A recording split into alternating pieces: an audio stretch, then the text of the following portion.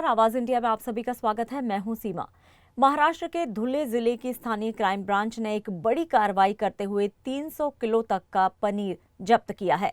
जब्त की गई पनीर की कीमत लाख रुपए बताई जा रही है। वहीं क्राइम ब्रांच की इस कार्रवाई के बाद अब फूड एंड ड्रग विभाग पर ये सवाल खड़ा हो रहा है कि क्या उनको इस बात की भनक नहीं थी। महाराष्ट्र के धुले जिले की स्थानीय क्राइम ब्रांच की टीम ने मिलावटी पनीर मामले में एक बड़ी कार्रवाई को अंजाम दिया है। क्राइम ब्रांच के मुताबिक जब्त की गई पनीर तकरीबन 300 किलो के करीब है। इसे कार्रवाई को एक गुप्त सूचना मिलने के बाद क्राइम ब्रांच की टीम ने अंजाम दिया था। क्राइम ब्रांच के मुताबिक धुले शहर के MIDC इलाके एक कंपनी में छापेमारी कर ये पनीर जब्त किया गया। इस कार्रवाई में जब्त किए गए पनीर की मार्केट वैल्यू लाख रुपए के करीब बताई जा रही है। वहीं संबंधित फैक्ट्री 10 लाख तक के कई सामान भी जब्त किए जाने की बात सामने आ रही है। जब्त किए गए पनीर को जांच के लिए भेज दिया गया है। गोपनीय माहिती मिळाली होती की अवधान MIDC मध्ये M ब्लॉक येथे बनावट पनीर बनवण्याचा कारखाना सुरू आहे।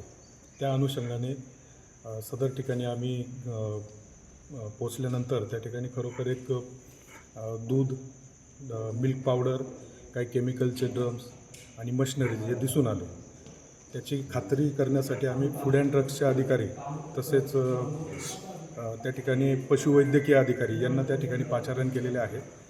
फूड अँड ड्रग्सच्या अधिकाऱ्यांनी त्या ठिकाणी बनवलेल्या पनीरचे सॅम्पल घेतलेले, त्याचप्रमाणे त्या ठिकाणी जागेवर मिळून आलेली मिल्क पावडर, त्याचप्रमाणे केमिकल यांचेसुद्धा ते सॅम्पल घेऊन त्याचे लॅबोरेटरीकडनं तपासणी करून योग्य ती पुढील कारवाई करण्याची चाललेलं आहे। किती नेमकं आपल्याला जागेवर जवळपास 250 ते 300 किलो पनीर मिळून आलेले आहे आणि त्याची मार्केट व्हॅल्यू अंदाजे 80 ते 90 हजारापर्यंत आहे आणि ते सर्व पनीर हे ते केमिकल, मिल्क पावडर, मिल्क आणि इतर इन्ग्रेडियंट्स वापरून बनवल्याची आपल्याला माहिती मिळाली होती। फूड एंड ड्रग्स आणि पशुवैद्यकीय अधिकारी त्यांचे सॅम्पल घेऊन पुढील कारवाई करीत आहेत। स्थानीय क्राइम ब्रांच टीम की इस कार्रवाई को स्थानीय लोगों के जरिए सराहना की जा रही है।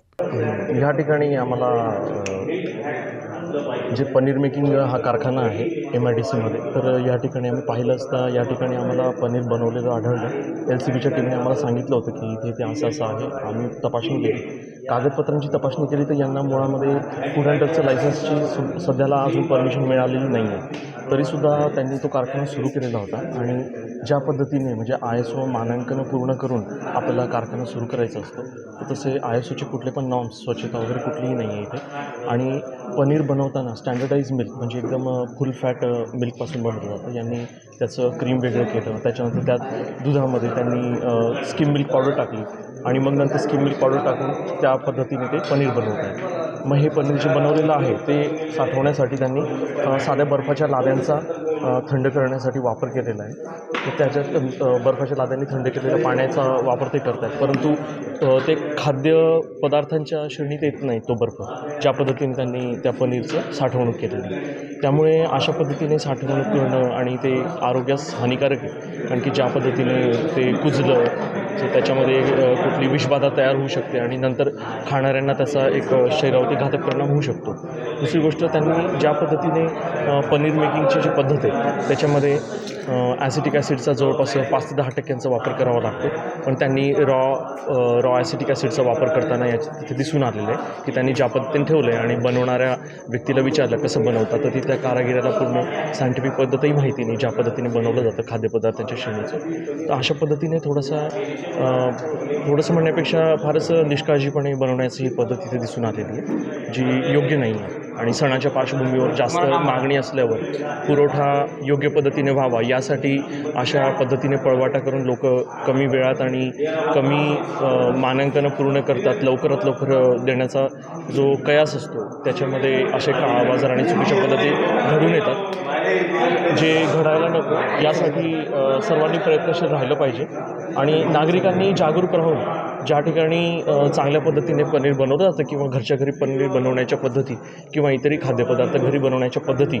आजकाल सगळं रेडीमेड वापरायला लागलेले आहेत. तर शक्य झालं तर घरच्या घरी साध्या सोप्या पद्धतीने घरीच जर वस्तू बनवल्या तर ते खरोखरच आपल्याला स्वतःला माहीत राहणार आहे की ते किती चांगलं आणि शरीरासाठी फायदेशीर राहणार आहे. तर त्या पद्धतीने सगळ्यांनी मी आवर्जून विनंती करेन, आवाहनही करेन की तुम्ही चाणाक्ष राहा, आजूबाजूला होणाऱ्या गोष्टींवर डोळसपणे काम करा आणि जिथे जिथे असं काही चुकीचं आढळून येतं आहे तर शासनाच्या वेगवेगळ्या माध्यमांना कळवा, म्हणजे जेणेकरून ग्राहकांपर्यंत चांगल्या पद्धतीने आणि सकस आहारच पोहोचेल, याच्यासाठी सर्वांनी जागरूक राहिलं पाहिजे. क्राइम ब्रांच की इस कार्रवाई को लेकर स्थानीय फूड एंड ड्रग्स विभाग पर उंगलियां उठती दिख रही हैं और ये सवाल किया जा रहा है कि इस मिलावटी पनीर के कारखाने की जानकारी संबंधित विभाग को क्यों नहीं मिली।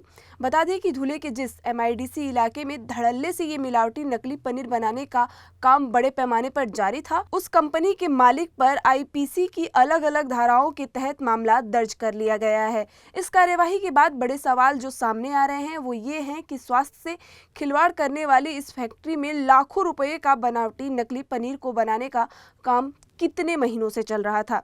क्या इसकी भनक किसी को नहीं थी या थी? क्या किसी के शह पर यहाँ से नकली पनीर बनाया जा रहा था? इसी तरह के कई सवाल हैं जिनके जवाब क्राइम ब्रांच की टीम खंगाल रही है। बहरहाल इस नकली पनीर की छापेमारी में एक बड़े स्तर पर ये बात खुलकर सामने आई है कि सरकारी तौर पर इस फैक्ट्री को चलाने की कोई अनुमति नहीं थी। साथ ही पनीर बनाने के लिए उपयोग किए जाने वाले सारे सामान और मशीनरीज भी काफ़ी निचले दर्जे के होने की जानकारी सामने आई है। ब्यूरो रिपोर्ट, आवाज़ इंडिया न्यूज़।